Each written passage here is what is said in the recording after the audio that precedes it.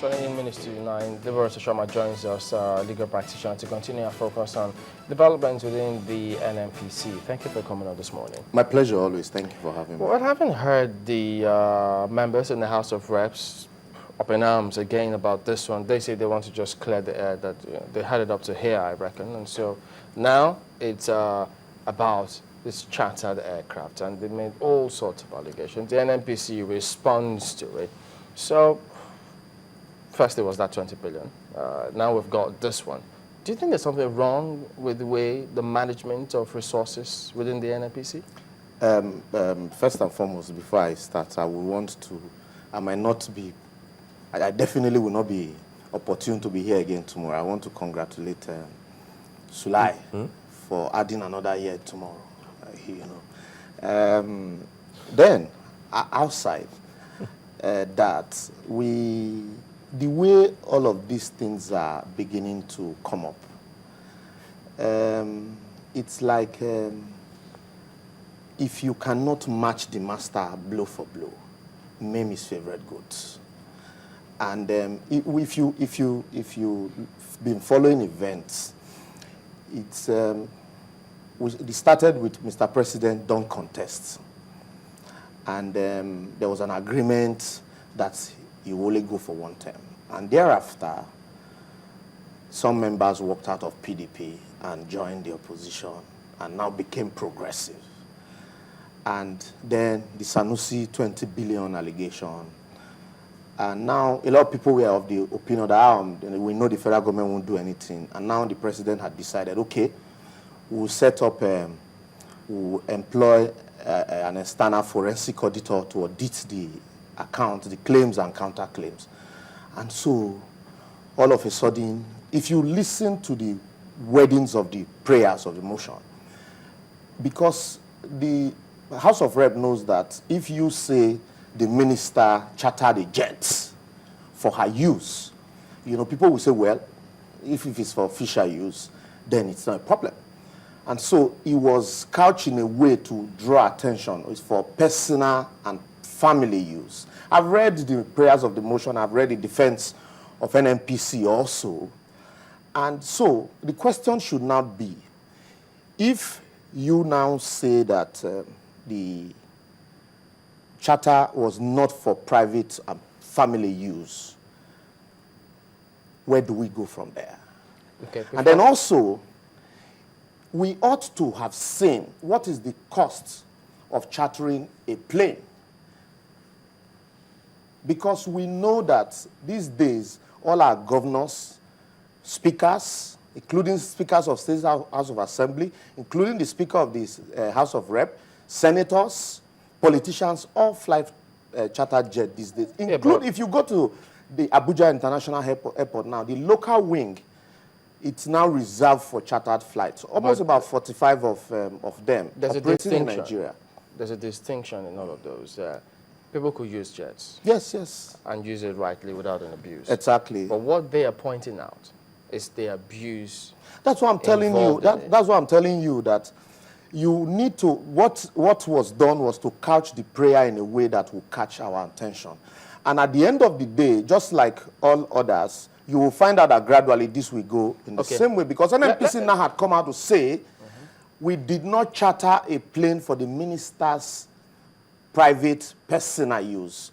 That in fact, if I can still remember, as a young boy in Warri those days, I once flew an NNPC jet from, because there was, at the time they had a jet that carries their staffs from Warri to Benin to Lagos, and as a young man then in Warri, if we're coming to Lagos, if you have a friend whose father is a GM in NNPC, you go beg for tickets to fly an NNPC jet. You started out by saying... And now NNPC is saying that at a point they could not even continue with owning a jet. So they decided to sell, like you see other people do, and decided also to hire, which is, also very convenient. And if you look at the practice in the industry, if you look at the practice in the oil and gas industry, it's an industry that deals with time efficiency, time management.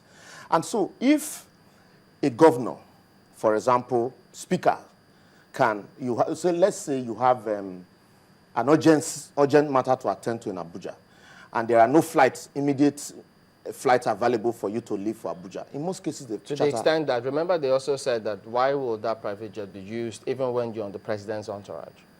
That I cannot, because I'm not here to defend NNPC, because I don't work for NNPC. I'm looking at the issues. I'm looking at the issues on the balance of probability.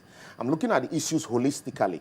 Because before now, it's like the guest before me said. Okay, given what that particular point, do you think that NNPC has? Do you think that they've got a question to answer? Yes, they do.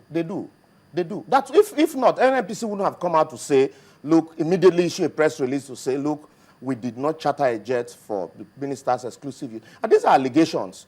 For me, I think we should just go. We should go beyond this mere window dressing. You know, it's like gradually what the House of Rep is. It's gradually doing. Before you know it, you make the Minister for Petroleum a superpower, superstructured person. You started out by saying, pardon me for buttoning, you started out by saying that if you cannot get the master, go for his favorite. Yes, you made his favorite good. That's why now, you see, I'm if you pick the newspapers just a minute, yesterday. Because the first one was that unremitted funds that was supposed to go to the Federation account. Yes. And then while that was on, the CBN governor was suspended. Yes. And while that was on, we don't know what has become. Yeah, while that was on, and then at some point, these same people... There's a consistent question being asked about what happens let me tell you what's happening. If you read... About that money. If you read Segun Adeniyi's article on the management of the oil sector in Nigeria, you discover that the oil NNPC is like an ATM for government. That is why even successive governments will not allow NNPC to run like you run other multinational organizations like Petrobras, Petronas. What you do, it's always very easy and convenient. NNPC supply kerosene to Nigerians at 15 naira per liter. NNPC repair pipelines. NNPC maintains strategic reserves. And nobody is asking, when you give NNPC these assignments, do you budget funds for these assignments? And then NNPC says, look, we go borrowing from IOCs, and when we are supposed to remit funds from you, we withhold. They go borrowing, even though there's a JV agreement, we still go borrowing? The JV agreement is not to supply kerosene at 15 naira per liter. On what basis do they go borrowing? If you ask me to go as a matter of national urgency to flood Nigeria with kerosene at 15 naira per liter, because that is the product that gets to the common man, how much do you think I will need to do that? Do you it think will that be more than the budget of the corporation? Do you think that those who say there's a racket going on there have a point? Because remember, did you hear the comments about the subsidy of kerosene and how they're carrying that out? Yes, that's what I'm telling you, that even the subsidy on petroleum, the way we are managing all of these issues, at the end of the day, if you give a man a blank check, you give room for manipulations. What we should be asking, what we should be doing is, if you send NNPC on this errand, there should be budget for it, appropriate budget for it. So if you tell them go borrow, and they borrow, and then withhold what is due to you, and then you say no. Have you seen the budget of the NNPC?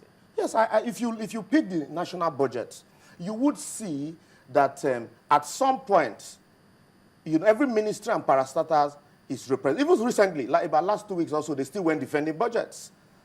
Ministries and parastatals were defending budgets. All these were not budgeted for. They are not. What do you get? Even, let me tell you, let me draw your mind back. If you remember, even Senator Saraki was the one that raised the first alarm on the floor of the Senate on the budget for subsidy, that the nation has overshot its budget for subsidy, that they've spent so much beyond what was budgeted for subsidy. Where do you think that money came from?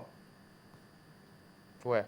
That's what I'm asking you. Where it comes from is you borrow, and at the end of the day, in most cases, at the end of the day, when you sell crude, They you borrow withhold. or spend on budgeted funds. That's what I'm telling you. When you send a man on an errand, the House of Rep on the There's 11th, a procedure on the for 5th of spending July, in this country. That's what I'm. Are It they is not just following? an Is agency. NNPC following the It is not procedure? just about NNPC, Chamberlain. That's what you need to understand. No, on the 5th of we're July, looking at developments 2011, in NNPC today.